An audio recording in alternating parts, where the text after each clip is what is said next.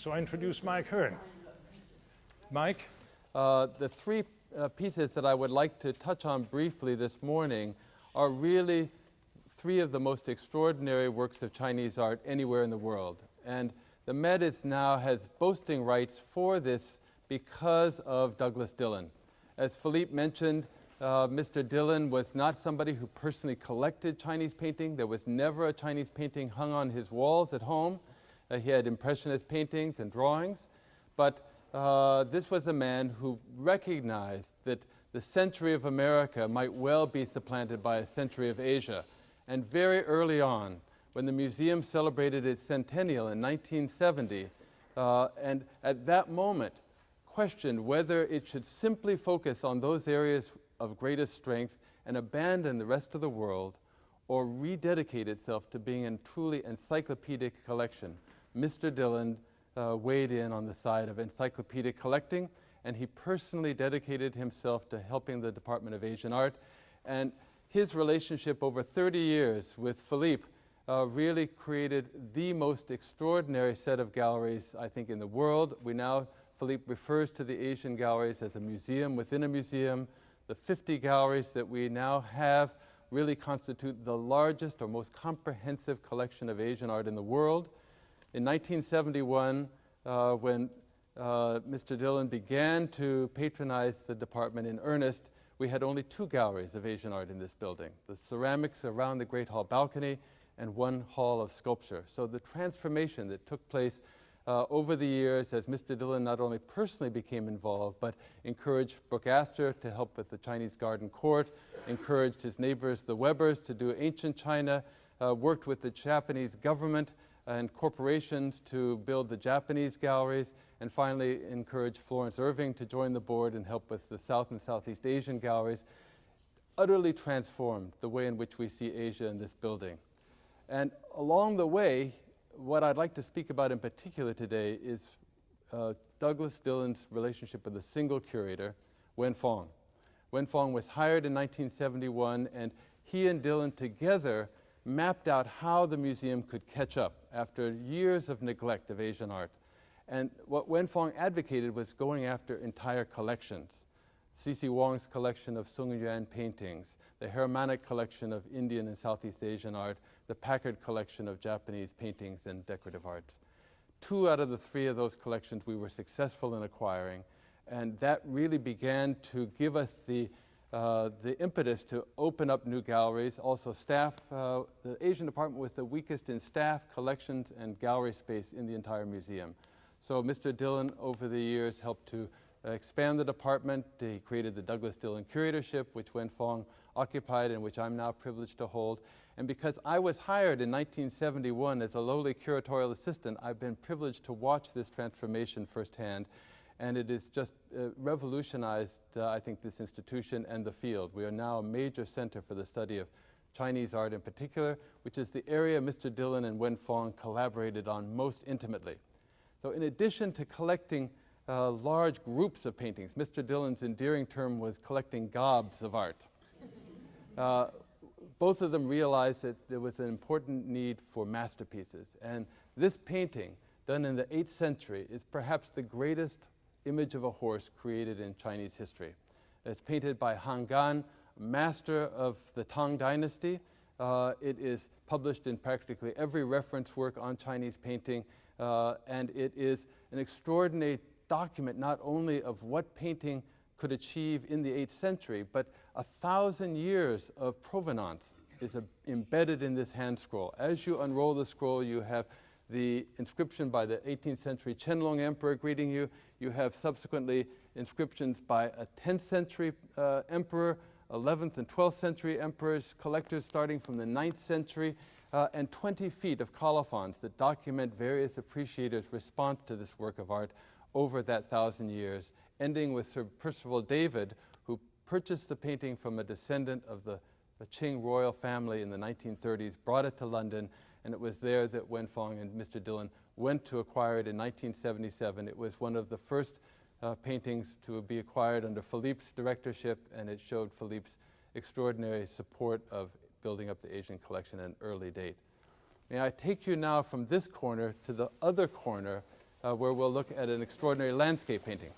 So this is one of only two works of art by the greatest landscape painter of the 11th century in China, in the Northern Song Dynasty. It's by Guo Xi. The other example of his art is in the National Palace Museum in Taiwan. This is a highly personal work of art. It uses landscape imagery to express emotions. There are two elderly gentlemen who are moving towards the pavilion in this landscape. It's a farewell occasion, and the painting was created as a token of parting by the artist for an elderly friend who was moving away from the capital. He was being escorted to this pavilion 5 kilometers out of the city as a ritual farewell occasion. And the painting, set in autumn, expresses all the emotions of sadness and loss, that because these two men were both in their 80s at the time, and it's very likely that this would be the last time that they would see each other. So there's an enormous sense of emotional energy embedded in this somber autumnal landscape, and particularly two leafless trees that are connected at the root, a symbol of these men's lasting friendship. The painting also bears seals of Emperor Huizong placed on the painting around the year 1100, and a seal of the 18th century Qianlong Emperor, and again it has colophons beginning from the 14th century. Another significant date in this painting's history is 1981. It was given to the Metropolitan Museum in that year by John Crawford. In 1981, the Metropolitan Museum opened the Douglas Dillon Galleries of Chinese Painting and Calligraphy. At the time, these were the first painting galleries, galleries devoted to Chinese painting that had been at the Met in decades. And when we were created, even though in the 10 years from 1971 to 81 that Mr. Dillon and Wen Fong had collaborated in acquiring Chinese paintings, some 90 paintings during that decade, there were not enough paintings in the Met's permanent collection to rotate in those galleries even once. That was the scale of the galleries. Our galleries now rival those of the National Palace Museum in Taiwan in terms of scale. So why were these galleries made so large? It's because our neighbor on 82nd Street, John Crawford, had one of the great collections of painting and calligraphy in the world. And as soon as Mr. Crawford saw these new galleries, he said, "At last, a space large enough for my collection." So in 1981, we opened the galleries, and Mr. Crawford came by, visited Mr. Dillon, and said, "It's time for me to make a decision about my collection. I'd like them to come to the Met." This painting was given by John Crawford to Douglas Dillon in 1981 to mark the beginning of that collaboration. When Mr. Crawford died in 1988, the rest of his 215 paintings and calligraphies came to the Met, making us, in one fell swoop, the most comprehensive collection of painting and calligraphy in the United States, in fact, outside of Asia. The Met is the only major museum that collects both painting and calligraphy, and it's in large measure due to the Crawford collection. I don't think we need to walk around the corner to see a great work of art from 1096 by Mi Fu. 30 years after the Bayeux Tapestry was created, it is an extraordinary hand scroll that is a poem written by one of the great calligraphers of the 11th century, one of the four greatest of the Song Dynasty. We have two of those four great masters in the Crawford collection here at the Met, and it immediately makes us a world-class collection of Chinese painting and calligraphy to have these extraordinary examples. In the 1950s, when Crawford began collecting these things, no American curator was thinking about calligraphy as important. And yet calligraphy in Chinese eyes is even more significant than painting, because calligraphy is seen as a representation of an individual's character and his personality. And so to look at a piece of writing is to not only be able to vicariously reenact the act of creation itself, but to really capture the personality of the writer. So by creating this collection, in fact, Crawford was doing something that no curator actually dared do, largely because many of the works of art he was acquiring came from a single Chinese source, one of the great connoisseurs of the 20th century, a man named Zhang Daqian. He was also one of the great forgers of the 20th century.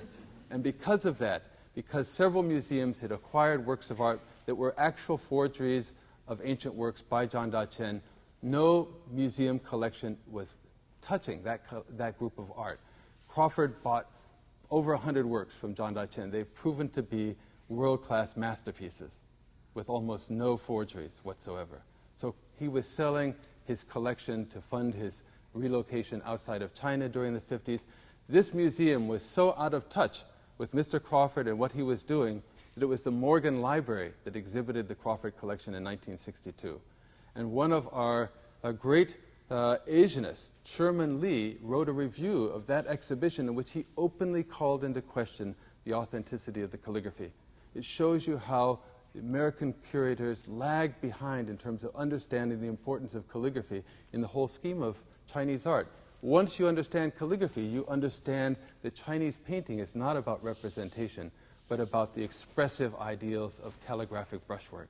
So thanks to Mr. Crawford, but especially thanks to Mr. Dillon, his ability to work with Wen Fong and Philippe, and to put together, creating an opportunity for that collection to come here, to stay together, and to really expand our frontiers beyond Europe and Americas to make this collection one of the touchstones for Asian art in the world. It's really an extraordinary honor to carry forth, and I think it's wonderful that we have these masterpieces in Philippe's show, because it's really thanks to Philippe that the Asian galleries are what they are today.